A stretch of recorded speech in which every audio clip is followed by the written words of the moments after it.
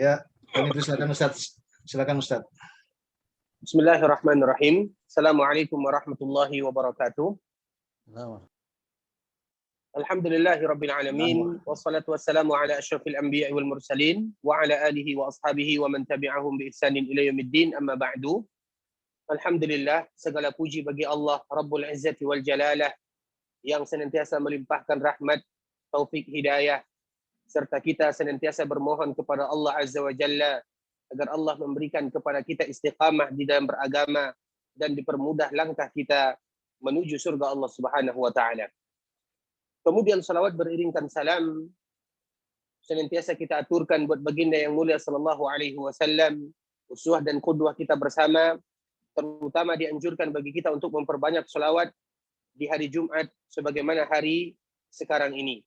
Dan semoga Allah Subhanahu wa taala senantiasa memudahkan kita untuk senantiasa bisa mengikuti, mempelajari, memahami sunnah-sunnah Rasulullah sallallahu alaihi wasallam, tentunya untuk diikuti dalam kehidupan sehari-hari. Bapak Ibu rahimani wa rahimakumullah, sebelumnya kami mengucapkan jazakumullahu khaira. Semoga Allah Subhanahu wa taala senantiasa memberikan taufik dan hidayah kepada kita dan kemudahan untuk senantiasa menimba ilmu agama, yang mana pada kesempatan yang berbahagia ini di kota Madinah sore hari, mungkin di sebagian daerah sudah malam ataupun di sebagian daerah wallahu taala alam, kita bermohon kepada Allah agar Allah memberikan kemudahan untuk senantiasa kita belajar agama.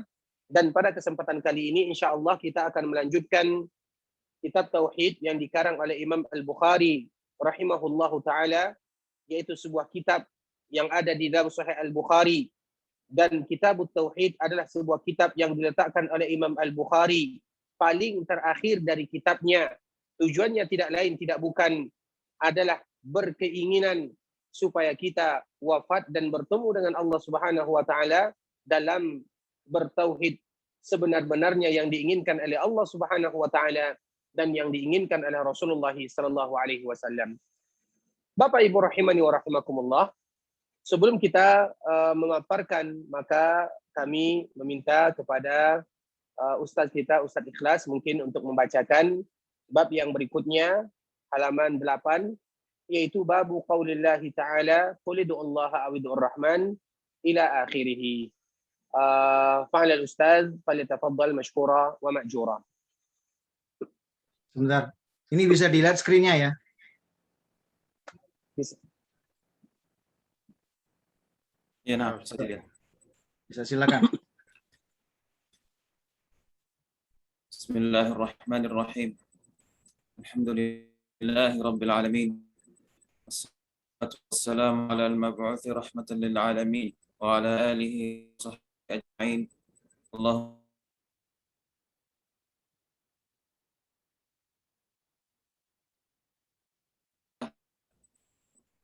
بقول الله تبارك وتعالى قل ادعوا الله أو ادعوا الرحمن أيما تدعوا فله الأسماء الحسنى. Berfirman Allah Azza wa Jalla, katakanlah, serulah Allah atau serulah Ar-Rahman, dengan nama apa saja yang kamu seru, dia mempunyai nama-nama yang terbaik dan indah. Dari Jarir bin Abdullah radhiyallahu anhu, عن جرير بن عبد الله رضي الله عنه قال قال رسول الله صلى الله عليه وسلم لا يرحم الله من لا يرحم الناس. Dari Jarir bin Abdullah radhiyallahu anhu berkata, Nabi sallallahu alaihi wasallam telah bersabda, Allah tidak akan menyayangi barang siapa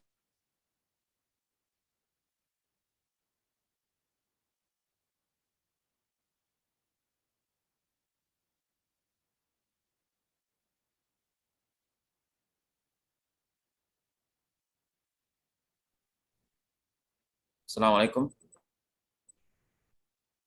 Silakan. Sebentar. Sampai mana tadi?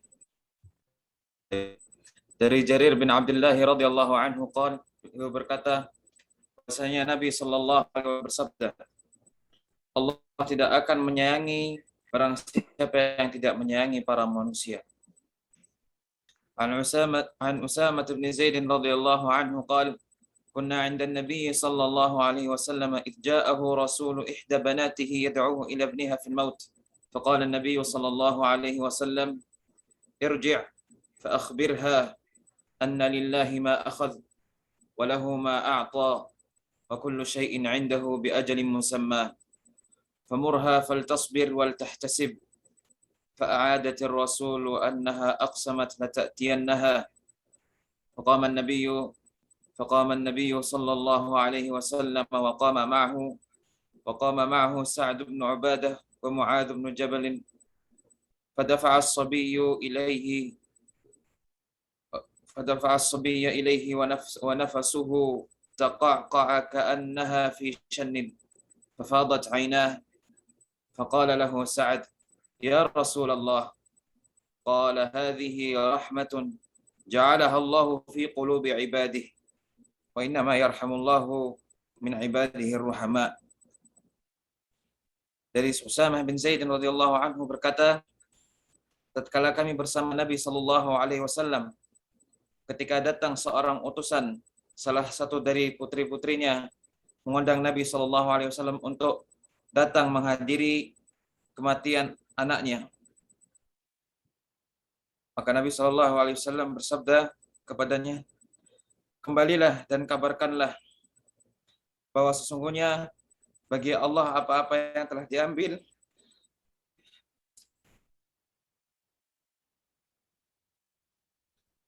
dan baginya apa-apa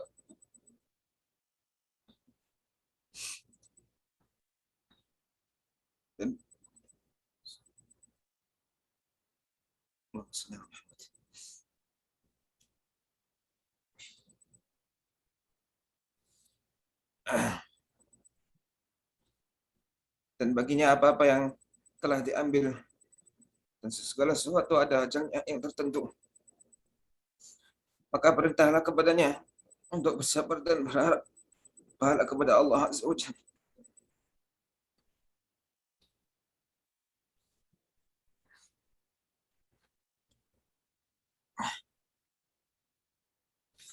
Lalu kembalilah sang utusan tersebut kepada Nabi Shallallahu Alaihi Wasallam dan bersumpah agar Nabi Shallallahu Alaihi Wasallam mendatanginya. Maka berdirilah Nabi Shallallahu Alaihi Wasallam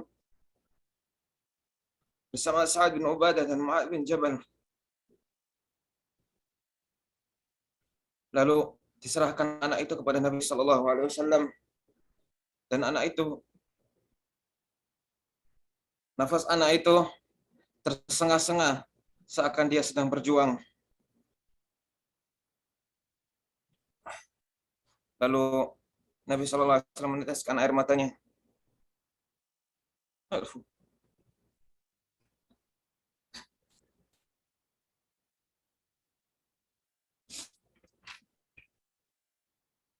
Maka beliau bersabda kepadanya, maka saat berkata kepadanya, ya Rasulullah, beliau bersabda, bahwasanya ini adalah kasih sayang yang Allah jadikan di hati, yang Allah jadikan di hati hamba-hambanya. Sesungguhnya Allah hanya menyayangi dari hamba-hambanya yang penyayang. Assalamualaikum. Barakallahu fikum wa jazakumullahu khairan kepada Ustaz Ikhlas. Semoga Allah Subhanahu wa taala menjaganya, orang tuanya dan juga seluruh kaum muslimin. Baik, pada pembahasan kali ini, bab yang pertama kali setelah bab kemarin telah dibawakan oleh Imam Al-Bukhari rahimahullahu taala, dan Imam Al-Bukhari langsung memasuki permasalahan inti, yaitu yang berkaitan dengan masalah nama dan sifat-sifat Allah Subhanahu wa taala. Sebelum kita menerangkan ini, ikhwatul Islam, Bapak Ibu rahimani wa rahimakumullah, perlu kita mengetahui tentang masalah tauhid. Tauhid itu artinya adalah bagaimana kita mengesahkan Allah Subhanahu wa taala terhadap sesuatu yang Allah inginkan dari hambanya.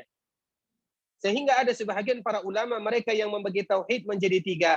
Ada tauhid uluhiyah, ada tauhid rububiyah, ada tauhid asma'i was sifat.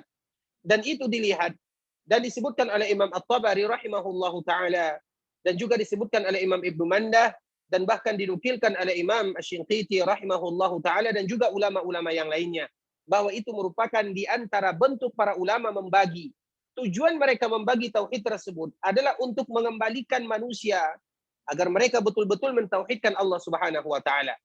Terlepas daripada pembagian tauhid. Kalau seandainya ingin dibagi tauhid menjadi 3, dipersilahkan, tidak menjadi masalah. Tidak ingin dibagi juga tidak menjadi masalah. Namun yang terpenting adalah bagaimana kita mentauhidkan Allah dengan sesuatu yang Allah inginkan dari kita atau apa yang Allah inginkan dari hambanya. Makanya kalau seandainya kita lihat perkataan para ulama, ada di antara mereka yang mengatakan pembagian tauhid ada 2, ada 3, ada 4, ada 5, terserah. Yang terpenting dari itu semua adalah bagaimana kita betul-betul mengesahkan Allah Azza wa Jal dan mentauhidkan Allah sesuai dengan apa yang Allah inginkan dari hambanya. Imam Al-Bukhari rahimahullahu ta'ala di dalam bab ini langsung berkaitan dengan masalah nama dan sifat-sifat Allah Subhanahu wa ta'ala. Karena memang di dalam masalah nama dan sifat-sifat Allah Subhanahu wa ta'ala terjadi sedikit ketergelinciran oleh sebahagian kaum muslimin. Dan kita mengetahui Imam Al-Bukhari sudah memasuki abad ketiga Hijriah, di mana sudah mulai terjadi di sana simpang siur dalam memahami nama dan sifat-sifat Allah Subhanahu wa taala. Ada mereka yang betul-betul mentaktil, mereka mengatakan tidak ada nama dan sifat Allah Subhanahu wa taala. Kenapa? Alasannya sama. Alasannya kalau seandainya kita memberikan nama dan sifat Allah, maka berarti kita menyerupakan Allah dengan makhluknya. Jadi mereka mu'attil. Lawannya adalah musyabbih, yaitu mereka yang menyerupakan Allah dengan makhluknya. Kita sebagai ahlus sunnah wal jamaah yang berusaha semaksimal mungkin untuk memahami nas-nas yang disebutkan oleh para ulama, menyebutkan sebuah kaidah yang pernah dulu kita sebutkan, bahwa kita menetapkan nama dan sifat-sifat Allah Subhanahu wa taala tanpa kita ta'til, tanpa kita batalkan, dan tanpa kita serupakan, dan tanpa kita samakan dengan makhluk-makhluk yang lainnya. Karena sebuah kaidah yang harus kita ingat dan harus kita ulang, bahwa ketika kita berbicara tentang sesuatu, maka semuanya harus dinisbatkan kepada apa yang kita bicarakan. Ketika kita berbicara tentang manusia, maka kita nisbatkan kepada manusia. Misalnya kita berbicara tentang manusia mendengar, manusia melihat, sesuai dengan pendengaran yang Allah berikan untuk manusia itu sendiri, sesuai dengan penglihatan yang Allah berikan untuk manusia itu sendiri. Karena kita berbicara tentang manusia. Kalau kita berbicara tentang masalah hewan, misalnya, sesuai dengan apa yang kita bicarakan. Hewan ini punya tangan, hewan ini punya kaki, sesuai dengan hewan tersebut. Nah, ketika kita berbicara tentang Allah Azza wa Jal, maka sesuai dengan keagungan Allah Subhanahu wa taala yang tidak boleh kita samakan dengan makhluk sedikit pun. Dan itu adalah di antara konsep yang harus kita pahami, harus kita ulang supaya mudah bagi kita untuk menisbatkan dan menetapkan nama dan sifat-sifat Allah Subhanahu wa taala. Dan ketika kita menetapkan nama dan sifat Allah, bukan berarti kita menyamakan Allah dengan makhluknya. Kalla wa hasya, tidak pernah. Makanya di dalam pemaparan ini, Imam Al-Bukhari rahimahullahu ta'ala menyebutkan, babu qaulillahi tabaraka wa ta'ala, qulidu Allah awidu'ur rahman, ayyamma tad'u falahul asma'ul husna. Bab yang berkaitan dengan firman Allah Subhanahu wa ta'ala, berdoalah kepada Allah, atau berdoalah kalian kepada Rahman. Yang mana saja kalian pakai, maka ketahuilah Allah memiliki nama-nama yang agung, nama-nama yang indah, sifat-sifat yang mulia, yang memiliki segala macam bentuk kesempurnaan. Dan di antara salah satu yang menyebabkan firman Allah Subhanahu wa taala yang ada di akhir surah Al-Isra ini adalah ketika Nabi Shallallahu alaihi wasallam berdoa kepada Allah dengan mengucapkan ya Allah. Dan kadang Nabi menyebutkan ya Rahman.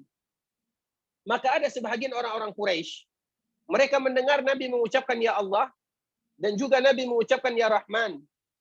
Mereka heran dan mereka langsung marah kepada Nabi Shallallahu alaihi wasallam sambil mengatakan, "Ya Muhammad, kamu melarang kami untuk tidak menyembah kecuali Allah yang Esa, Allah yang satu. Sedangkan kamu berdoa kepada Allah yang banyak." Karena mereka menganggap bahwa Allah dan Rahman dua hal yang berbeda. Sehingga Allah Subhanahu wa taala menurunkan ayatnya, "Qulidu Allah awidur Rahman." Hendaklah kalian berdoa kepada Allah atau berdoa kepada Rahman, sama saja. Karena Allah memiliki nama yang agung, nama yang sempurna, dengan nama yang mana saja kalian pakai, maka itu diperbolehkan, bahkan dianjurkan, bahkan kita dianjurkan bertawassul kepada Allah Azza wa Jalla, terutama dengan nama dan sifat-sifat Allah yang mulia. Makanya di dalam berdoa kita mengucapkan Ya Razzaq, Ya Ghaffar, Ya Hayyu, Ya Qayyum, Ya Zal Jalali wal Ikram, Ya Mannan. Semuanya kita boleh untuk mengucapkannya. Bahkan itulah yang dianjurkan dan sesuai dengan apa yang kita minta kepada Allah, kita cocokkan dengan nama dan sifat-sifat Allah Subhanahu wa taala. Seperti misalnya kita minta ampun kepada Allah, kita mengucapkan Ya Ghaffar, sesuai dengan nama Allah yang Maha Pengampun.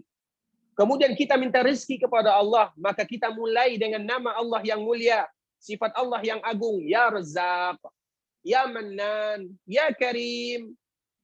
Dan itu adalah di antara fikihnya nama dan sifat-sifat Allah Subhanahu wa taala.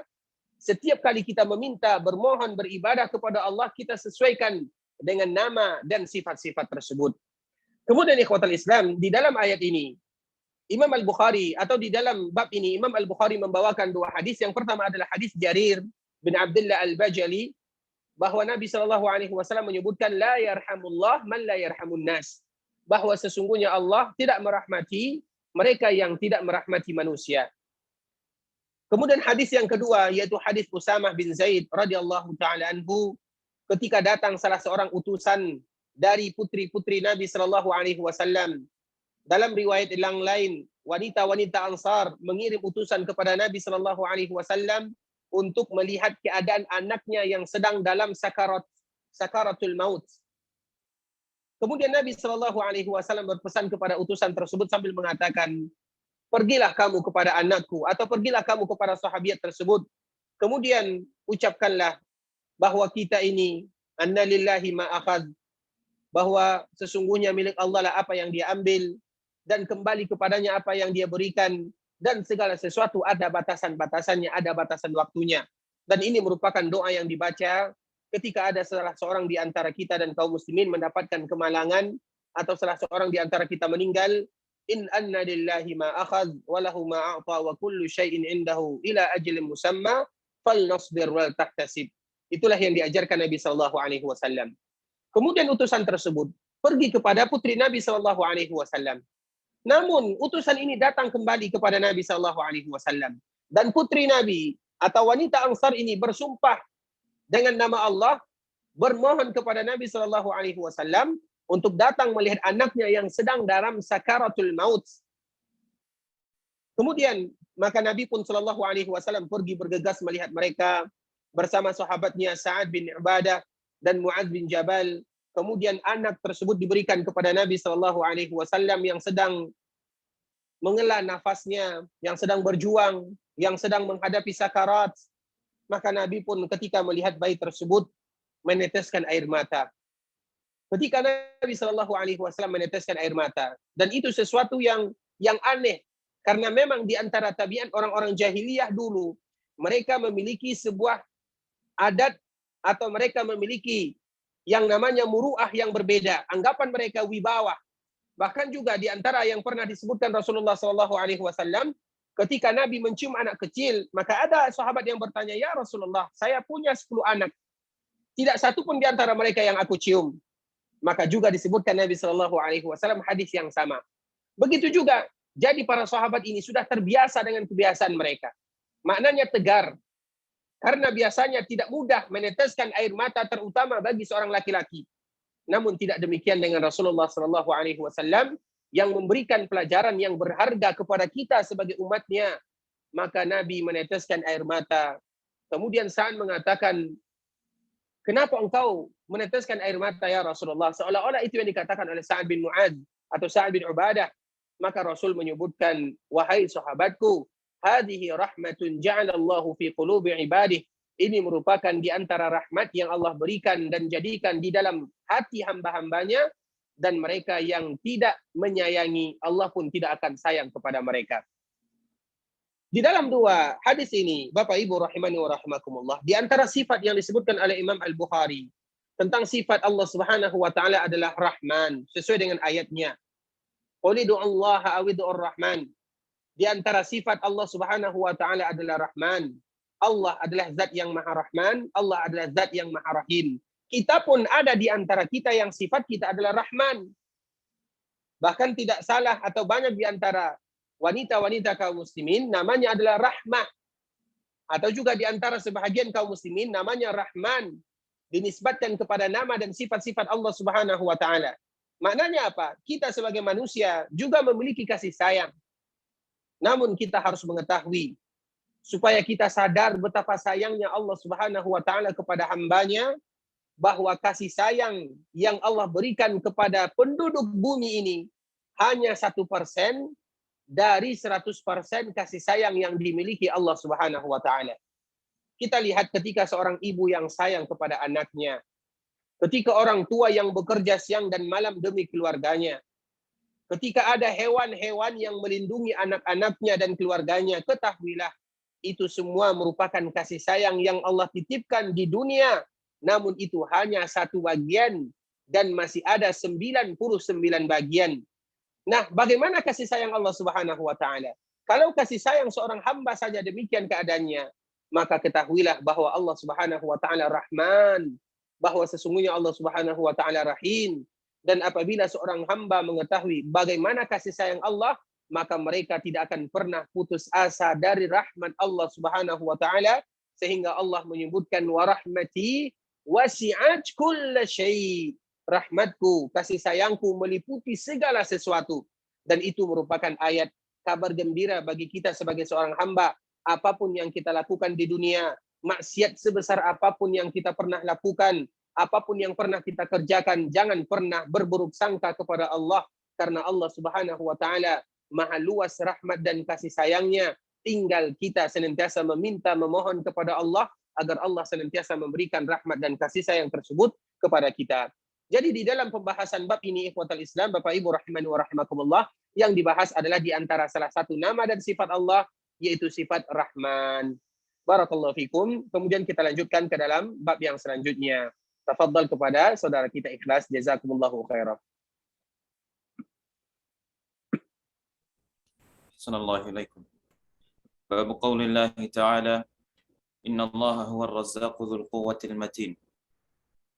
Firman Allah Ta'ala, sesungguhnya Allah itu Dia maha memberi rizki yang mempunyai kekuatan yang kokoh. An Abi Musa al-Ash'ari radhiyallahu anhu qala an-nabiy sallallahu alaihi wasallam qala an-nabiy sallallahu alaihi wasallam ma ahadun asbara ala adha ما أحد أصبر على أذى سمعه من الله يدعون له ولد ثم يعافيهم ويرزقهم. Dari Abu Musa al-Ash'ari radhiyallahu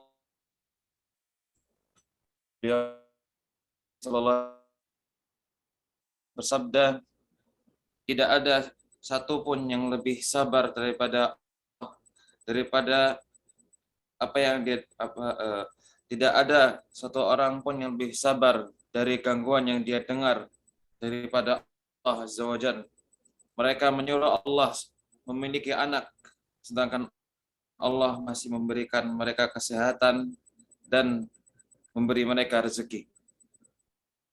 Barakallahu fiikum wa jazakumullahu khairan. Bab yang selanjutnya adalah firman Allah Subhanahu wa taala. Bab yang berikutnya adalah firman Allah Subhanahu wa taala, innallaha huwar razzaqu dzul quwwatil matin, yang Allah sebutkan di dalam surah Az-Zariyat.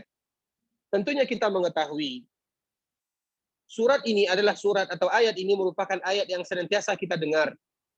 Dan sebelum kita menyebutkan tentang hadis Nabi yang dibawakan oleh Imam Al-Bukhari, sebelum ayat ini Allah Subhanahu wa taala memerintahkan kepada hambanya beribadah. Ayat sebelumnya mengatakan, wa ma khalaqtul jinna wal insa illa liya'budun ma uridu minhum min rizqin wa ma uridu an yut'imun innallaha huwar razzaqu dzul quwwatil matin. Allah menyebutkan, aku tidak menciptakan jin dan manusia kecuali agar mereka beribadah kepadaku.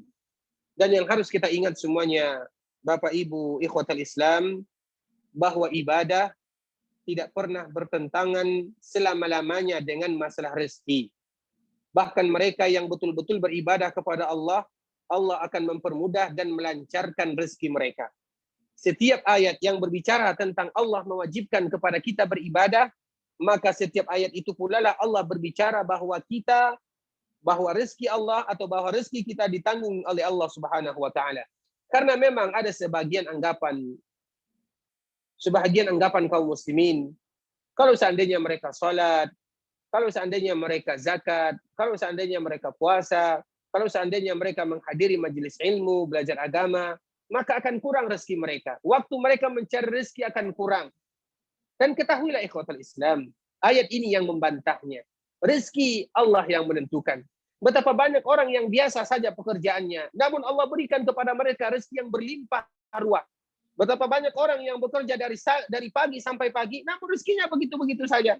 Intinya di mana? Intinya adalah bagaimana kita beribadah kepada Allah dan meningkatkan kualitas takwa.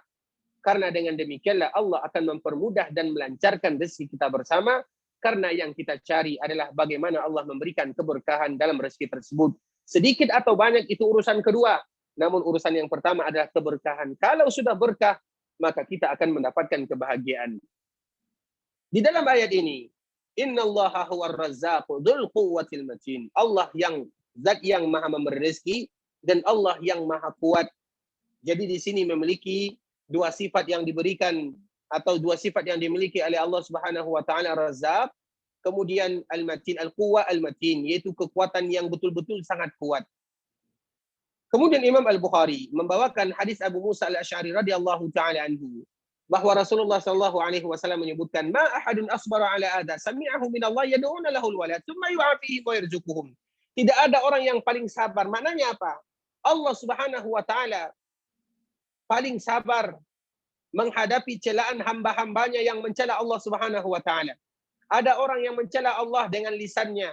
Ada orang yang mencela Allah Subhanahu wa taala dengan tulisannya. Banyak yang mencela Allah Subhanahu wa taala.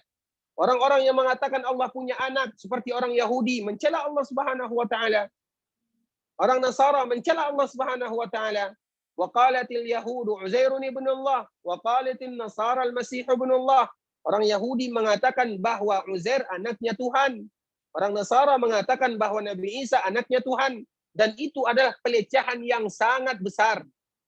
Namun apa yang terjadi? Apakah Allah menghukum mereka? Tentunya tidak. Apa kata Rasulullah SAW? Summa yu'afihim wa yarzuquhum. Allah tetap memberikan kepada mereka kesehatan dan Allah tetap memberikan kepada mereka rezeki. Itu orang yang tidak beriman kepada Allah. Mereka yang melakukan kesalahan besar, tetap Allah berikan kesehatan, tetap Allah berikan kepada mereka rezeki. Bagaimanakah kiranya hamba-hambanya yang beriman kepada Allah? Bagaimana kiranya hamba-hambanya yang betul-betul mengharapkan rahmat rezeki dari Allah Subhanahu wa taala, yang betul-betul menjadikan dirinya berubudiyah kepada Allah Subhanahu wa taala, sehingga kita tidak perlu khawatir ikhwatul Islam tentang masalah rezeki, karena kita sadar dan kita tahu bahwa Allah Ar-Razzaq, Allah yang memberi rezeki sebelum kita diciptakan oleh Allah Subhanahu wa taala. Bahkan sebelum kita diciptakan, semua makhluk sebelum diciptakan, sebelum 50.000 tahun kita diciptakan, rezeki kita sudah diketahui oleh Allah. Ketika kita berada di dalam perut ibu kita, maka rezeki kita sudah ditulis oleh Allah melalui malaikat-malaikat yang diwakilkan. Lantas kenapa kita bersusah payah untuk melakukan sesuatu yang bahkan yang dilarang oleh Allah Subhanahu wa taala? Kita tahu takdir rezeki sudah diketahui. Tinggal kita bagaimana berusaha, berdoa, meminta kepada Allah Subhanahu wa taala agar Allah memberikan rezeki yang terbaik. Namun ingat, di antara hal yang harus kita baca, setiap kali kita berdoa, kita harus mencocokkan dan menyesuaikan dengan apa yang kita minta kepada Allah. Ketika kita meminta rezeki kepada Allah, maka kita dianjurkan bertawassul dengan nama Allah yang maha mulia tersebut, yaitu Razzaq. Ya Razzaq, urzuqni. Ya Razzaq, urzuqni. Begitu juga dengan selanjutnya. Kemudian hadis yang selanjutnya kami persilakan. Ahsanallahu ilaikum. Babu qaulillahi ta'ala alimul ghaibi fala yuzhiru ala ghaibihi ahada wa inna allaha 'indahu 'ilmus sa'ah wa anzalahu bi'ilmihi wa ma tahmilu min untha wa la tad'u illa bi'ilmihi ilaihi yuraddu 'ilmus sa'ah. Bab firman Allah Azza wa Jalla, Allah mengetahui hal yang gaib, maka tidak diperlihatkan ilmu gaibnya kepada siapapun. Sesungguhnya Allah memiliki ilmu pengetahuan hari kiamat. Anzalahu bi'ilmi. Allah telah menurunkannya dengan pengetahuannya.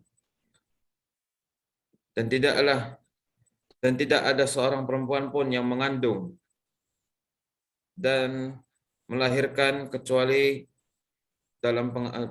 dengan pengetahuannya. Ilaihi yuraddu ilmu sa'ah. Maka kepadanya kembali ilmu pengetahuan hari kiamat. Qala Yahya al-zahiru ala kulli syai'in ilma wal batinu ala kulli syai'in ilma. Berkata Yahya rahimahullah, segala sesuatu yang zahir telah diketahui dan segala sesuatu yang batin telah diketahui. Ali bin Umar radhiyallahu anhuma 'anil Nabi sallallahu alaihi wasallam qala Mafatihul ghaibi khamsun la ya'lamuha illa Allah. La ya'lamu ma taghidul arhamu illa Allah. Wa la ya'lamu ma fi ghadin illa Allah. Wa la ya'lamu mata ya'ti al-mataru ahadun illa Allah. Wa la tadri nafsun bi ayyi ardin tamutu illa Allah. Wa la ya'lamu mata taqum as-sa'atu illa Allah. Dari Ibnu Umar radhiyallahu anhuma, dari Nabi sallallahu alaihi wasallam bahwasanya beliau bersabda, kunci-kunci gaib, ilmu gaib ada 5 yang tidak diketahuinya kecuali Allah Azza wa Jalla. Tidak ada yang mengetahui apa yang dikandung oleh seorang wanita kecuali Allah. Dan tidak ada yang mengetahui apa yang akan terjadi di esok hari kecuali Allah. Dan tidak ada yang mengetahui kapan hujan akan turun dari siapapun kecuali Allah. Dan tidak ada yang mengetahui di mana jiwa akan meninggal di dunia ini kecuali Allah. Dan tidak ada yang mengetahui kapan tegaknya hari kiamat kecuali Allah Azza wa Jalla. An Aisyah radhiyallahu anha qalat man haddathaka anna Muhammadan sallallahu alaihi wasallam ra'a rabbah faqad kadzaba wa huwa yaqul la tudrikuhu al-absar. Wa man haddathaka annahu ya'lamu al-ghaiba faqad kadzab wa huwa yaqul la ya'lamul ghaiba illa Allah. Dari Aisyah radhiyallahu anha, dia berkata, barang siapa yang menceritakan kepadamu atau memberitahumu bahwasanya Muhammad sallallahu alaihi wasallam telah melihat Rabb-nya, maka telah berdusta. Sedangkan Allah berfirman, dia tidak dapat dicapai oleh penglihatan mata. Dan barang siapa yang memberitahumu atau menceritakan kepadamu bahwasanya Muhammad sallallahu alaihi wasallam mengetahui ilmu ghaib, maka telah berdusta. Sedangkan beliau berkata, tidak ada yang mengetahui hal ghaib kecuali Allah Azza wa Jalla. Barakallahu fikum wa jazakumullahu khaira. Bab yang ketiga pada kesempatan yang berbahagia ini berkaitan dengan ilmu Allah Subhanahu wa taala, dan kita semua yakin bahwa Allah Subhanahu wa taala maha luas ilmunya, dan sesuatu yang berkaitan dengan yang gaib semuanya berasal dan diketahui oleh Allah Subhanahu wa taala, dan tidak satu pun hambanya yang diberikan hak veto untuk mengetahui yang gaib. Kemudian di dalam bab ini Imam Al-Bukhari membawakan beberapa ayat dan membawakan 2 hadis Rasulullah sallallahu alaihi wasallam, semuanya berkaitan dengan ilmu. Semuanya berkaitan dengan ilmu dan berkaitan dengan yang namanya masalah gaib. Karena memang terjadi kerancuan. Kita mengetahui perkara yang gaib ini dulu sebelum Nabi sallallahu alaihi wasallam diutus menjadi nabi dan menjadi rasul, memang banyak diketahui, terutama mereka yang berstatus sebagai paranormal atau kalau bahasa kitanya adalah dukun. Namun ketika Rasulullah sallallahu alaihi wasallam akan diutus dan sudah dilahirkan, maka pada saat itulah pintu-pintu langit itu mulai ditutup, dan tidak satu pun jin yang ingin mengetahui perkara yang gaib, kecuali mereka akan termakan atau terbakar dengan anak-anak panah yang telah disediakan oleh Allah Subhanahu wa taala. Dan bahkan Nabi sallallahu alaihi wasallam menyebutkan di dalam hadisnya, yaitu ketika jin ingin mengambil perkara-perkara yang gaib, kemudian diberitahukan kepada para dukun, para tukang normal, orang pintar dan yang semisalnya. Namun ketika Nabi diutus menjadi nabi dan menjadi rasul, untuk persiapan menerima wahyu dari Allah Subhanahu wa taala, maka Allah betul-betul menjaga karena Al-Qur'an akan diturunkan sehingga pintu langit betul-betul dijaga dari para pencuri. Dan siapa pencuri tersebut? Pencuri tersebut adalah dari bangsa jin yang mereka senantiasa mencari celah untuk dapat menembus pintu-pintu langit untuk mencari kabar-kabar di langit. Kemudian mereka akan menyampaikan kepada teman-temannya dari bangsa manusia atau yang kita kenal dengan para dukun, paranormal dan yang semisalnya. Dan ketahuilah para dukun, paranormal, mereka yang menganggap mengetahui perkara yang gaib, itu benarnya, kemungkinan benarnya adalah 1 dibanding dengan 100. Jadi kemungkinan mereka benar adalah 1 dibanding dengan 100. Berarti 1 kali mereka jujur, 100 kali mereka berbohong.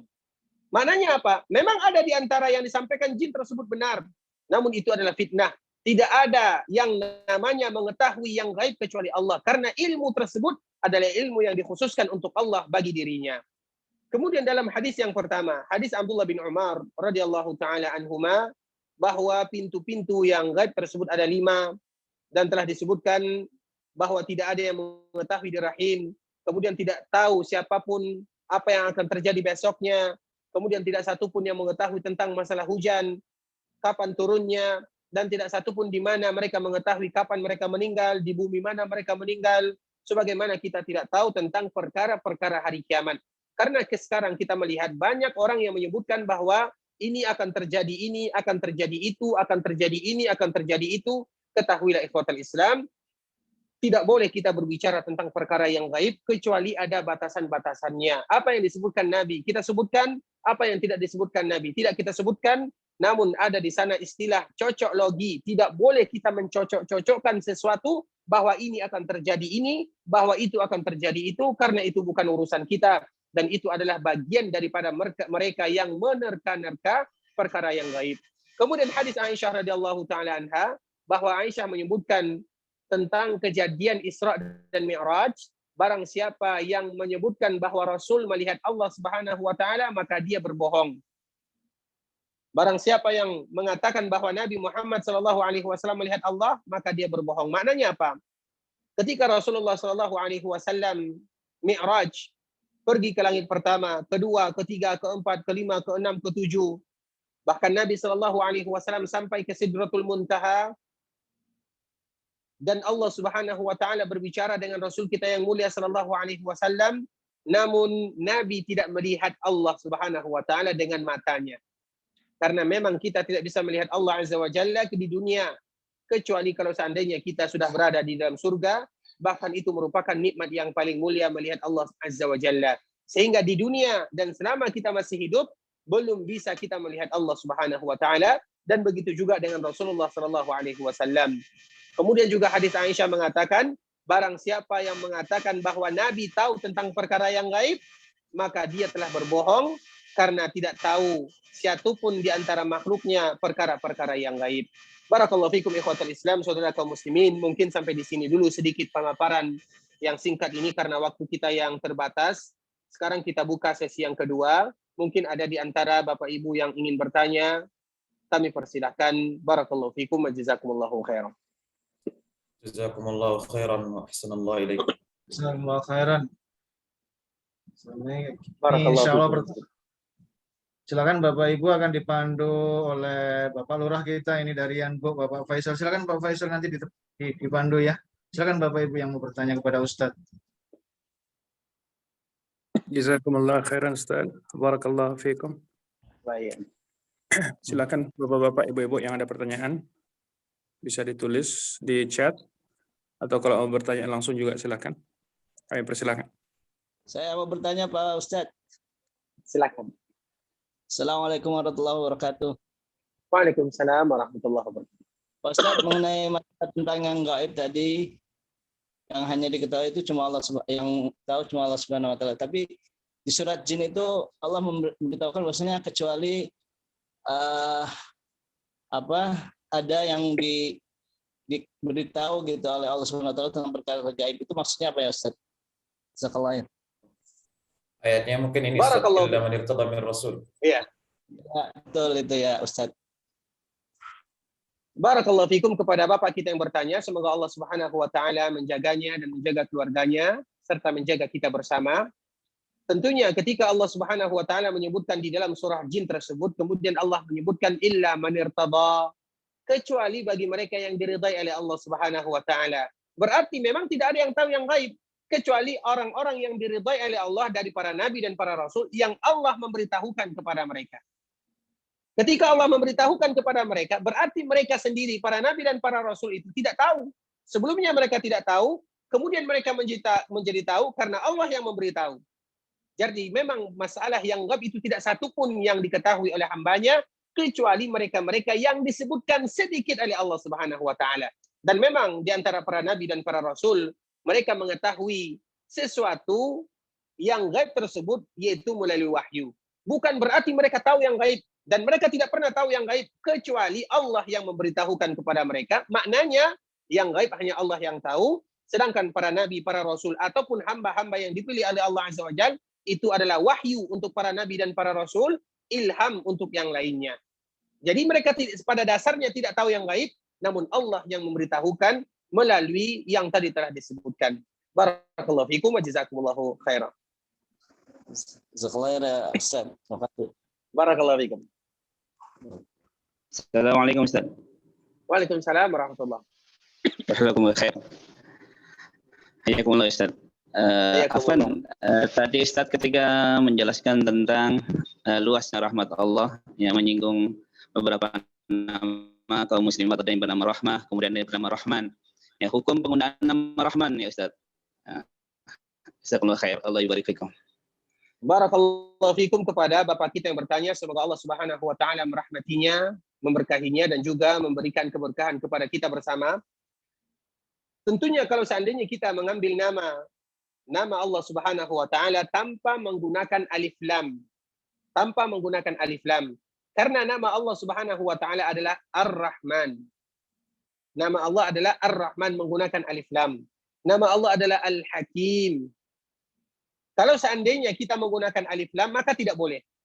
Kalau seandainya menggunakan alif lam maka tidak boleh. Namun kalau seandainya tidak maka tidak menjadi masalah. Karena itu sifatnya ma'rifah dengan nakirah. Karena memang yang menggunakan alif lam itu dikhususkan untuk Allah Subhanahu wa taala, jadi itu yang membedakan. Barakallahu fikum. Namun alangkah indahnya ketika kita mengambil nama Allah Subhanahu wa taala, tentunya itu masalah boleh atau tidak. Namun kita tentunya mencari yang terbaik daripada itu semua, yaitu bagaimana kita mentakbid, yaitu bagaimana kita menghambakan diri kepada nama dan sifat-sifat Allah, dan itulah yang terbaik. Abdul Rahman, Abdul Rahim, Abdul Razzaq, Abdul Muhsin, Abdul Khaliq, Abdul Ilah, Abdul Awwal, misalnya. Semuanya itulah yang dianjurkan. Namun kalau seandainya tidak menggunakan alif lam, walaupun tidak dianjurkan, maka tidak juga menjadi masalah. Barakallahu fiikum.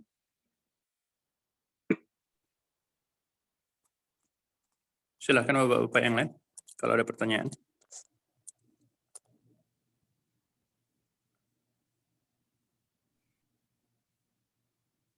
Assalamualaikum warahmatullahi wabarakatuh. Waalaikumsalam warahmatullahi wabarakatuh. Afan, tadi dikatakan bahwa masalah rezeki itu sudah tercatat 5.000 tahun sebelum diciptakannya alam ini ya. Kalau di dalam perut seorang bayi, dalam perut ibu sudah tercatat bagaimana rezeki, kapan mautnya, terus senang atau susahnya gitu kata.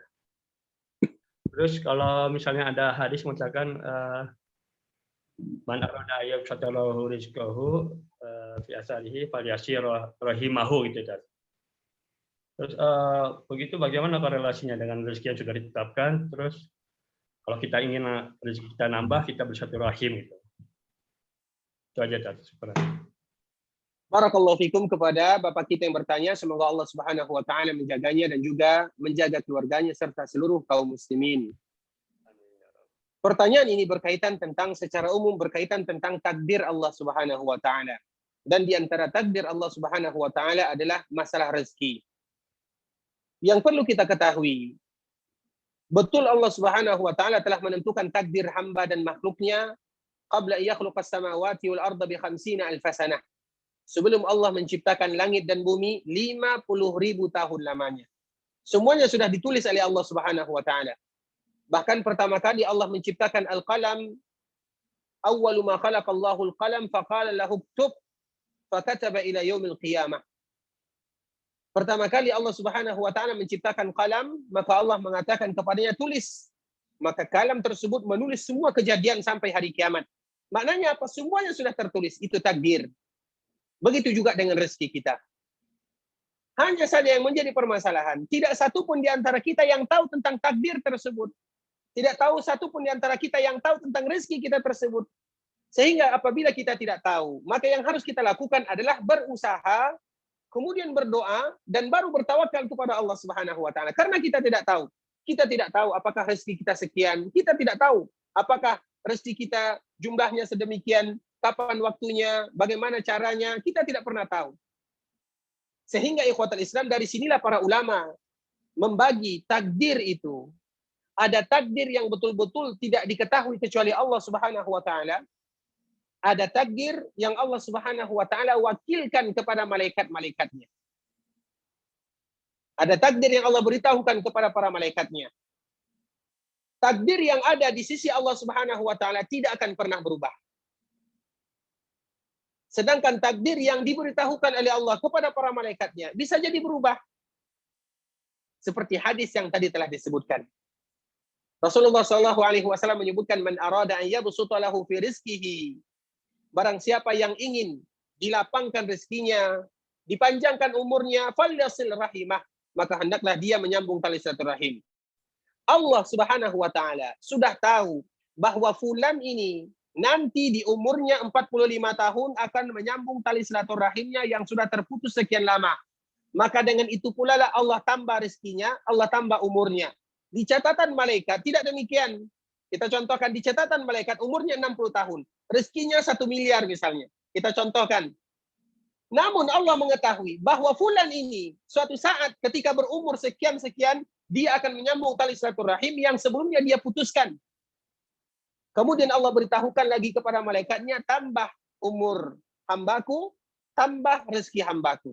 Dan semuanya diketahui oleh Allah. Dan Allah sudah mengetahui siapa yang akan menyambung tali silaturahim dan siapa yang akan memutuskan tali silaturahim. Kalau seandainya demikian, maka tidak ada pertentangan di antara hadis-hadis Nabi Shallallahu Alaihi Wasallam, karena memang hukum asal kita tidak pernah mengetahui yang namanya perkara takdir, kecuali kalau seandainya takdir itu sudah terjadi. Tidak satu pun di antara kita yang tahu. Bahkan ketika disebutkan di dalam hadis ini lebih kepada motivasi. Motivasi bagaimana kita tidak memutuskan tali silaturahim, yaitu rahim kita. Rahim kita siapa? Ayah kita. Kemudian siapa? Kakak dan adik ayah kita. Kemudian ibu kita. Kemudian siapa lagi? Kakak, adik, ibu kita. Kemudian saudara-saudari kita. Itu rahim kita. Jangan pernah diputuskan. Di luar daripada itu, maka itu adalah ukhuwah. Makanya harus kita membedakan tali silaturahim dengan tali silatul ukhuwah. Mana rahim kita, mana ukhuwah kita. Nah, itu adalah motivasi. Karena kita tidak tahu apakah betul-betul rezeki kita akan ditambah atau misalnya umur kita ditambah, dan itu janji Allah Subhanahu wa taala. Allah sudah tahu bahwa fulan akan memanjangkan atau akan menyambung tali silaturahimnya, Allah tambah. Sehingga tidak pernah bertentangan karena memang takdir itu ada yang di sisi Allah tidak akan pernah berubah dan ada di sisi malaikat, malaikat yang mencatat atau malaikat yang senantiasa menjaga manusia, karena malaikat itu sangat banyak dan di antara malaikat tersebut adalah yang kita kenal kiraman katibin, raqib, atid, yang senantiasa melihat menulis catatan amalan manusia, dan di antara salah satunya adalah yang diwakilkan tentang masalah rezeki dan ajal tersebut. Barakallahu fikum wa jazakumullahu khairan. Alhamdulillah, jelas sekali Ustaz. Semoga Bapak yang bertanya bisa mengerti. Alhamdulillah. Khair. Kalau ada pertanyaan lagi kami persilakan. Kalau mau ditulis juga nggak apa-apa, Pak. Silakan, Pak.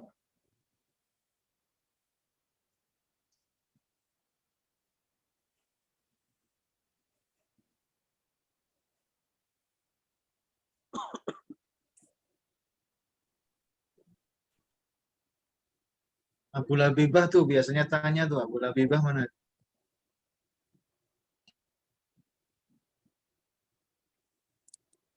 Abu Labibah lagi pulang ke Indonesia. Masih di perjalanan kayaknya, masih di pesawat.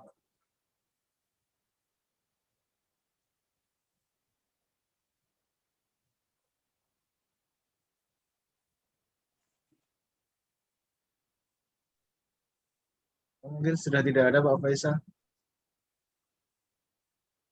Alhamdulillah malah cepat. Lebih cepat sekarang. Khair.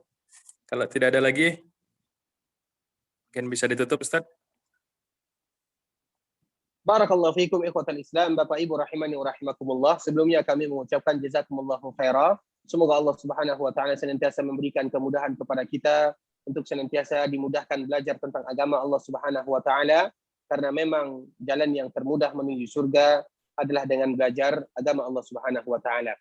Dan memang pembahasan kita pada kesempatan kali ini merupakan pembahasan yang tidak terlalu sulit, dan kita memaparkan pun tidak terlalu panjang, karena yang kita cari daripada pembahasan tersebut adalah inti daripada apa yang diinginkan oleh mereka yang mengarangnya, terutama Imam Al-Bukhari ketika mengarang bab ini lebih identik kepada nama dan sifat-sifat Allah Subhanahu wa taala, karena memang zaman Imam Al-Bukhari, dan kita mengetahui bahwa Imam Al-Bukhari akhir kehidupannya adalah dia sudah berada di abad ketiga Hijriah, di mana abad ketiga Hijriah ini sudah mulai banyak penyimpangan-penyimpangan, terutama yang berkaitan dengan nama dan sifat-sifat Allah Subhanahu wa taala, sehingga Imam Al-Bukhari secara tidak langsung dia ingin menulis apa akidah Ahlus Sunnah wal Jamaah, terutama yang berkaitan dengan akidah tentang tauhid al-asma'i was sifat. Dan kita juga harus mengetahui Bapak Ibu rahimani wa rahimakumullah, Imam Al-Bukhari, kalau seandainya kita ingin mengetahui bagaimana fikihnya Imam Al-Bukhari, maka dilihat dari susunan bab yang dia bawakan. Itulah mereka yang ahli di dalam bidang hadis sudah ahli atau sudah pasti mereka ahli di dalam bidang fikih. Namun mereka yang ahli dalam bidang fikih belum tentu ahli di bidang hadis. Makanya para ulama menyebutkan kalau seandainya kalian ingin mengetahui bagaimana fikihnya Imam Al-Bukhari, maka lihat bagaimana cara dia menyusun bab, bagaimana cara dia menyusun kitab, dan bagaimana cara dia menyusun hadis-hadis Rasulullah SAW. Secara tidak langsung, Imam Al-Bukhari kita pasti mengetahui bahwa dia adalah ahlinya hadis. Namun secara tidak langsung, dia adalah ahli fikih. Dan di antara bentuk menentukan fikihnya adalah bagaimana dia menyusun hadis-hadis tersebut. Karena memang fikih yang terindah adalah fiqhul akbar. Karena fikih itu terbagi kepada dua. Yang pertama adalah fiqhul akbar, dan yang kedua adalah fiqhul asghar. Fiqhul akbar itu adalah yang berkaitan dengan tauhid, kitab tauhid, akidah. Sedangkan fiqhul asghar adalah berkaitan dengan cabang-cabang ilmu al-furu'at. Barakallahu fikum ikhwatal Islam, saudara kaum muslimin, kaum muslimat rahimani wa rahimakumullah. Mungkin sampai di sini dulu pemaparan yang bisa kita sebutkan dan yang bisa kita jelaskan. Yang benar datangnya dari Allah Subhanahu wa taala, yang salah dari diri kami pribadi, dan kami mohon maaf kalau seandainya ada kata-kata yang salah, kata-kata yang silaf. Kita tutup dan membaca doa kafaratul majlis. Subhanakallahumma wa bihamdika asyhadu an la ilaha illa anta astaghfiruka wa atubu ilaik. Wassalamualaikum warahmatullahi wabarakatuh. Waalaikumsalam warahmatullahi wabarakatuh. Waalaikumsalam. Jazakumullah khairan Ustaz. Barakallahu fikum wa jazakumullahu khairan. Terima kasih banyak waktunya. Jazakumullah khairan. Insyaallah ketemu lagi kita bersama Ustaz Ariful Bahri ya. 4 pekan lagi insyaallah. Bapak Ibu sekalian. Insyaallah, jazakumullah khairan. Barakallahu fikum jami'an, kepada Bapak Ibu jazakumullahu khairan atas waktunya. Jazakumullahu khairan. Jangan terlambat kirimnya, Pak. Gimana Pak Lukman? Terlambat saya nih, baru masuk udah selesai. Oh enggak apa-apa. Kan dikirimnya dari hari Rabu, Pak Lukman. Hah? Dikirimnya dari hari Rabu. Enggak, saya Dari katanya Rabu Pak. sudah dikirim. Pak Adi belum ada katanya. Udah aja, tenang ada. Pas barusan ke maktab. Ada. Pak Lukman terlambat. Ya ini mohon maaf ya, ini kalau Jubel sudah siap-siap nih mau maghrib, saya siap-siap dulu. Yang lain mau ngobrol kami persilahkan. Sebentar ya Allah, rekamannya belum saya tutup ya. Iya, stop dulu rekaman.